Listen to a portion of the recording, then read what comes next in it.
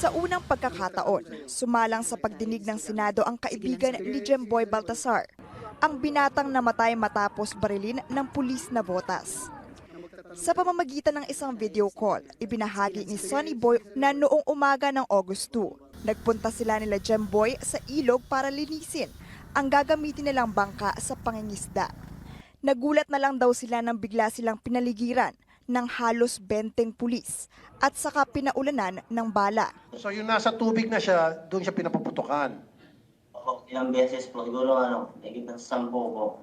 Nakumpronta rin ni Sonny Boy ang mga pulis na sina Staff Sergeant Jerry Maliban at Captain Mark Carpio na di umano'y pinilit siyang umamin na sangkot sila sa hold-up at may dalang droga at armas ang kanyang nasawing kaibigan. Si Maliban ang tinuturong unang bumaril kay Jemboy.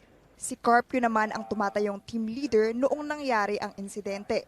Ang din po kami Maliban na di na ako umamin, di na ako mabula ng magulang ko. Umabot pa raw sa punto na 3 beses siyang sinaktan ng isang pulis na nakasibilyan bago niya ibigay ang kanyang sinumpaang salaysay. Totoo ba na sinaktan ka ng pulis habang kinukuhanan ka ng statement? Ako, pinupuntok po nila sa mga tagiliran ko po. Yung beses lang po, pero malalakas po. Pinabulaanan naman ito ng mga pulis. Hindi po ako nagsisinungaling, sir. It's their word, sir, against sa akin, sir. Inimbitahan din ng komite ang kapatid ni Jemboy na si Jessa Baltasar at ang kanyang tiyuhin na si Nicanor Guillermo. Ayon kay Jessa, hindi raw sila pinayagang masaklolohan agad si Jemboy. Ongoing pa raw kasi ang paglikom ng ebidensya mula sa crime scene. Kaya inabot ng 3 oras matapos ang pamamaril saka lang siya nahanap ng tiyuhin na si Nicanor. Nung pagkaano po namin doon, ayaw po nila kaming palapitin na bawal daw po. Kasi hindi pa daw po okay yung nila, yung operation po nila doon.